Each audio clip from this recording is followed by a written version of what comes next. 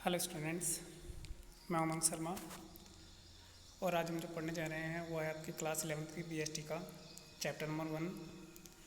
आज की इस वीडियो में जो हम पढ़ेंगे वो है क्लासिफिकेशन ऑफ बिजनेस एक्टिविटीज़। ठीक है ना। बिजनेस के अंदर जो एक्टिविटीज़ होती हैं आप उनका क्लासिफिकेशन कितनी जगह करते हैं। ठीक है ना। तो business activities can be classified to various basis. उसके बहुत सारे बेस हैं, कई सारे बेस हैं इनमें से, जिनके आधार पर जो है ना उनका क्लासिफिकेशन कर सकते हैं।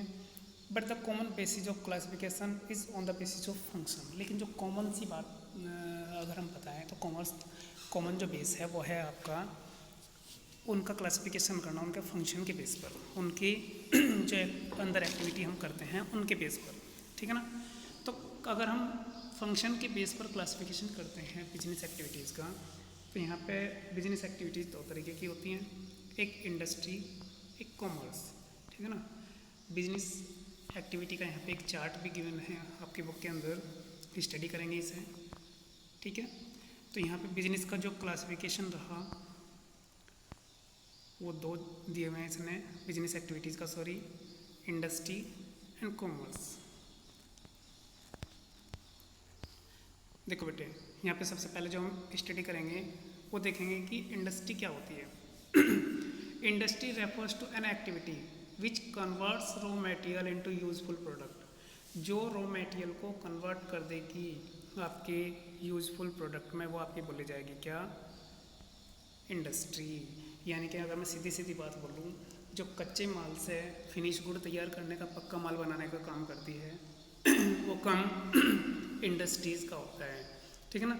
The industry includes activities related to production and processing as well as activity related to rearing and reproduction of animals of other living species। देखो बेटे, इसमें क्या कहा है, जो इंडस्ट्री है, ठीक है ना, उसके अंदर या तो आप प्रोडक्शन करेंगे किसी गुड्स का, ठीक है ना, या फिर प्रोसेसिंग। ज़रूरी नहीं है कि आप फिनिश गुड ही तैयार कर रहे हो, आप नेचुरल रिसोर्स से कुछ ऐसा गुड्स भी तैयार कर सकते हैं जो किसी अदर इंडस्ट्री के लिए एक रॉ मटेरियल का काम करे। ठीक है ना। आप जो है ना रिप्रोडक्शन भी कर सकते हैं एनिमल्स का, प्लांट्स का, या इस स्पेस में रहने वाले किसी अदर जो है ना जीव का। ठीक है। The purpose of industry is to create from utility to converting raw material into useful form of finish product. इसने कहा है कि जो रॉ मटेरियल है उसे फिनिश प्रोडक्ट में कन्वर्ट करके उससे यूटिलिटी कमाना, ठीक है ना, उससे यूटिलिटी क्रिएट करना, अपनी संतुष्टि को क्रिएट करना, ये पर्पज होता है इंडस्ट्री का। The term industry is also use to refer to a group of firm producing similar और रिलेटेड गुड्स। देखो बेटे, ये जो टर्म इंडस्ट्री है ये आप ऐसे ग्रुप को बोल लेंगे फर्म्स के जो सिमिलर टाइप का प्रोडक्ट बना रही है। ठीक है ना। फॉर एग्जांपल के बेस पे जैसे आपकी टेक्सटाइल इंडस्ट्री होगी, textile industry refers to all the production related to clothing, cloth manufacturing. Cement industries refers to all firms manufacturing cement. देखो बेटे, इसने क्या, जो आपकी टेक्सटाइल इंडस्ट्री होगी वो क्या करेगी, क्या बनाएगी, वो किस चीज़ से रिलेटेड होगी। ठीक है ना। जो आपकी सीमेंट बनाने की इंडस्ट्री होगी वो क्या होगी, केवल एक अपने अलग उसका होगी सीमेंट बनाने वाली, खाली सीमेंट ही बना रही है। ठीक है ना। तो ये इंडस्ट्री के नाम से जाने जाएंगे। इंडस्ट्री में प्रोड्यूस कस्टमर्स गुड्स और कैपिटल गुड्स। देखो बेटे, इंडस्ट्री जो प्रोडक्शन करती है, दो चीज़ों का प्रोडक्शन करती है, एक तो कंज्यूमर गुड्स हो गया, एक आपका कैपिटल गुड्स हो गया। क्या फ़र्क है कंज्यूमर गुड और कैपिटल गुड में। देखो बेटे, अगर कोई एक इंडस्ट्री थी, इसने एक गुड्स का प्रोडक्शन किया, ठीक है ना, उस प्रोडक्ट को यूज़ करते हैं कस्टमर्स से अपनी नीड्स को सेटिस्फाई करने के लिए। ठीक है ना। तो ये तो होगा कंज्यूमर गुड्स। जैसे कि एक इंडस्ट्री थी, उसने क्या बनाया, ब्रेड बनाई। ठीक है ना। उस ब्रेड को कंज्यूमर घर ले गए, उन्होंने खा लिया, ठीक है ना, टोस्ट बना के। अब हुआ क्या कि उसका आप ब्रेड का कोई इस्तेमाल नहीं कर सकते। ये थी आपका कंज्यूमर गुड। इसी के अगेंस्ट अगर हम देखते हैं कि दूसरी इंडस्ट्री है, ठीक है ना, और उसने क्या किया कि एक ऐसा प्रोडक्ट बनाया जिसे कंज्यूमर नहीं खरीदेगा। उसे कौन खरीदेगा? उसे बिजनेसेस खरीदेंगे। बिजनेस क्या करेंगे? उससे फिनिश गुड को कन्वर्ट करके या फिर उससे जो है ना इस तरीके का गुड्स उससे बनाएंगे, ठीक है ना, कि उससे वो पैसा कमा सकें और उसे अपने पास जब तक रखेंगे जब तक उसका इस्तेमाल ना हो। ये होगा आपका कैपिटल गुड। देखो जैसे मैं एक एग्जांपल देता हूँ, एक इंडस्ट्री थी, ठीक है ना, उसने कोई एक मशीनरी बनाई, ठीक है ना, जिसे एक बिजनेस ने खरीद लिया और वो क्या करता है, रॉ मटेरियल लिया, इससे फिनिश गुड कन्वर्ट किया, पैसे कमा रहा। रॉ मटेरियल लिया, फिनिश गुड बनाया, बेच दिया, रॉ मटेरियल लिया, फिनिश गुड बनाया, बेच दिया। ये क्या है आपका कैपिटल गुड है। तो कोई भी मशीनरी वगैरह ये सब आपके कैपिटल गुड में काउंट हो जाएंगे। इंडस्ट्री क्या करती हैं?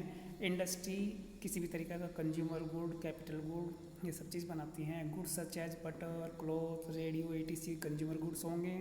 Goods these goods are directly used by the consumer. Consumer directly use करता है। But goods such as machinery, cement are called capital goods. ये आपके कैपिटल गुड हैं क्योंकि ये आपके प्रोडक्शन में यूज होते हैं, ठीक है ना। अब ये जो इंडस्ट्री है इसका जो क्लासिफिकेशन करते हैं आप 3 जगह क्लासिफिकेशन करेंगे, ठीक है। कौन कौन सा?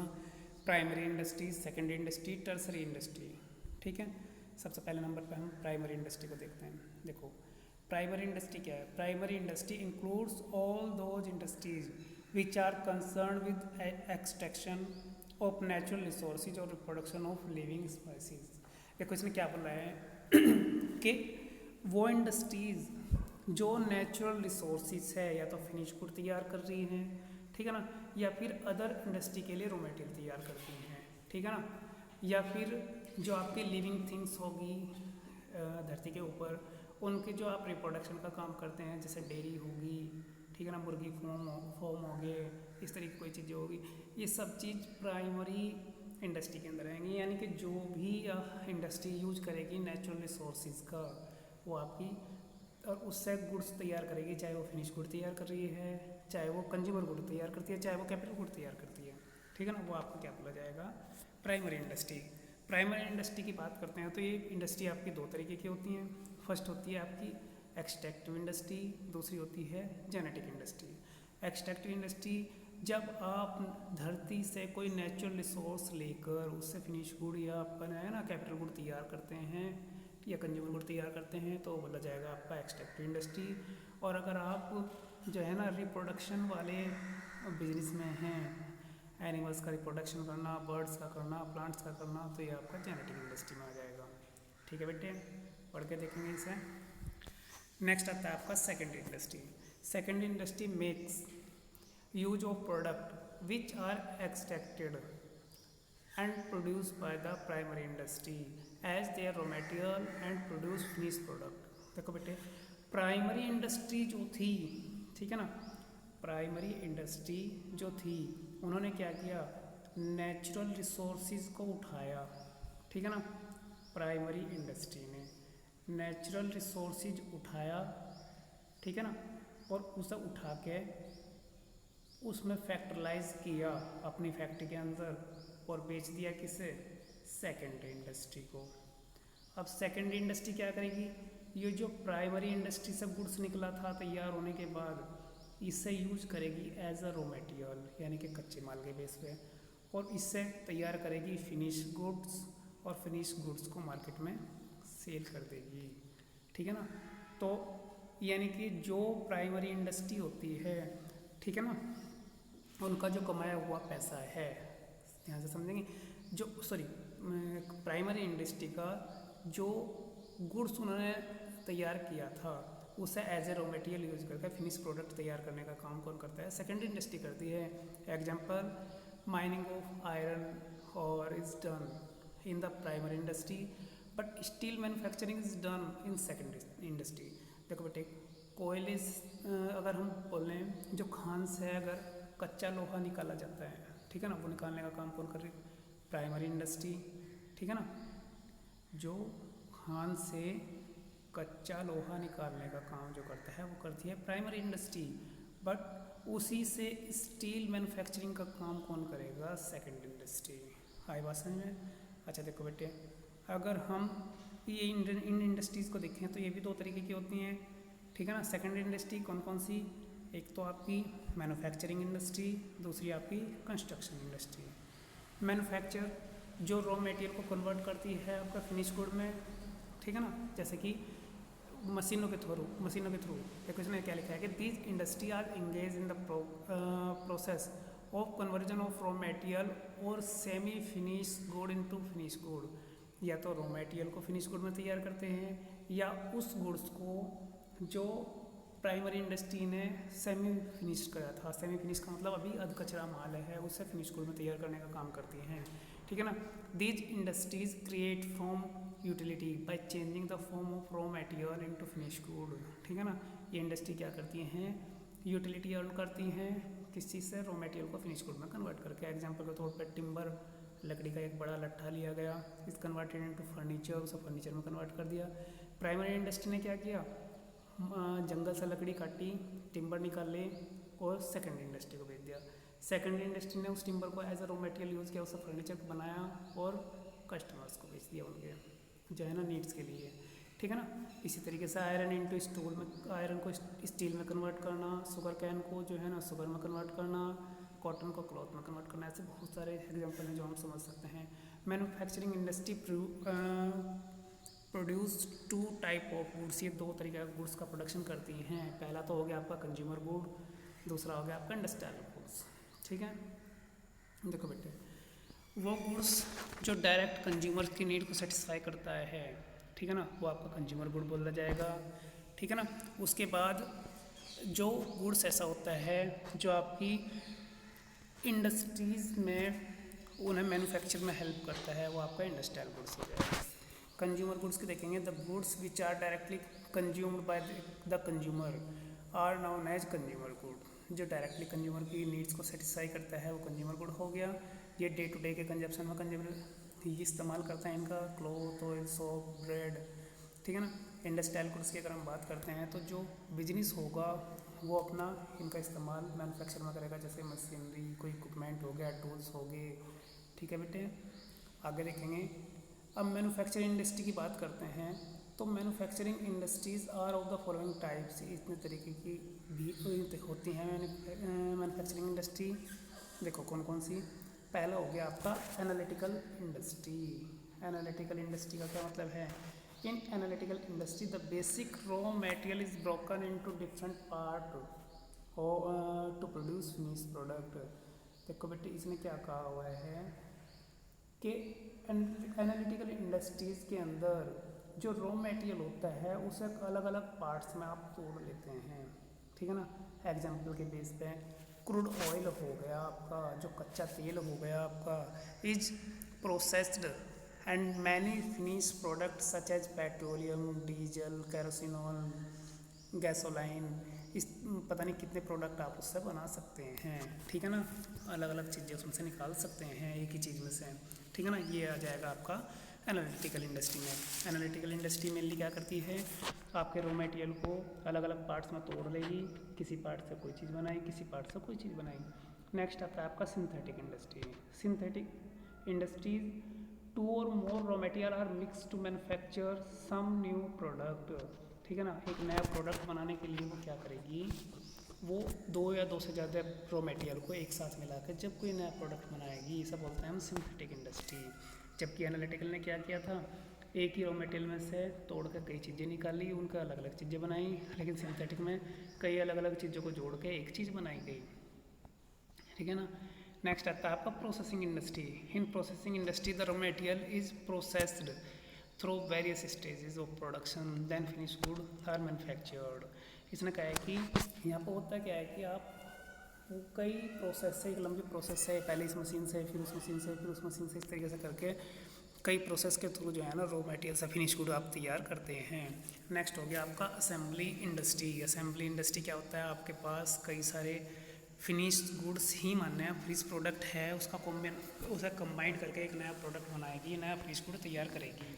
जैसे आप जो है ना एक डेस्कटॉप असेंबल करवाने के लिए जाते हैं, ठीक है ना, तो वो क्या करता है असेंबल करने वाला? वो क्या करेगा कि उसके पास मार्केट से कुछ पार्ट खरीद के लाएगा आपके कंप्यूटर के, और उन्हें एक साथ जोड़ जोड़ कर उन्हें असेंबल करके आपके लिए डेस्कटॉप तैयार कर देगा। ठीक है बेटे। नेक्स्ट जो हम देखते हैं वो है आपकी construction industry. Construction industry dam बनाना, बिल्डिंग बनाना, रोड्स बनाना, रेलवे, इस तरीके का जो कंस्ट्रक्शन वर्क होगा वो इसमें आ जाएगा। ठीक है ना। These industries are concern with the construction of building, dams, roads, etc. These industry are use the product of manufacturing industry such as cement, iron, steel, lime, etc. जो आपने जो है ना मैन्युफैक्चरिंग इंडस्ट्री के अंदर माल बनाया था उसका इस्तेमाल करके वो जो है ना फिनिश गुड आपका तैयार करती है। कोई आपको बिल्डिंग, डैम्स, रोड बना के देगी। देखो बेटे, नेक्स्ट आता है आपका टर्सरी इंडस्ट्री या फिर सर्विस इंडस्ट्री। देखो बेटे, जब कोई भी बिजनेस अकेले ही सब काम कर सकता है, उसे किसी सर्विस की ज़रूरत नहीं पड़ती है, उसे बहुत सारी सर्विस की ज़रूरत पड़ती है। Tertiary industries concern with providing service while facilitate a smooth flow of goods and services. आपकी प्राइमरी और सेकेंडरी इंडस्ट्री अपने गुड्स को जो है ना फिनिश गुड में इजीली कन्वर्ट कर सकें, उसके इजी फ्लो के लिए उसे बहुत सारी सर्विस की ज़रूरत पड़ती है। वे सर्विस ही बोली जाएगी आपकी टर्सरी सेक्टर या सर्विस सेक्टर।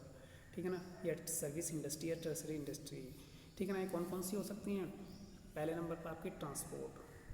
कोई शायद ऐसी ही ऑर्गेनाइजेशन हो जिससे अपने गुड्स को ट्रांसफर, इंडस्ट्री हो जिससे अपने गुड्स को ट्रांसफ़र शिफ्ट ना करना पड़े एक जगह से दूसरी जगह। बैंकिंग सर्विस का लेन देन जो होगा सारा का सारा बैंकों के थ्रू होगा। इंश्योरेंस, आज के टाइम में रिस्क बहुत है इंश्योरेंस कंपनी का। गोडाउंस में आपको माल को रखना है, वेयर हाउसिंग का काम जो प्रोवाइड कराता है वो आपको टर्सरी सेक्टर कराता है। आपने गुड्स बना तो लिया लेकिन उसे मार्केट में बेचने का काम कौन करेगा? वो आपका टर्सरी सेक्टर ही करेगा। ठीक है बेटे।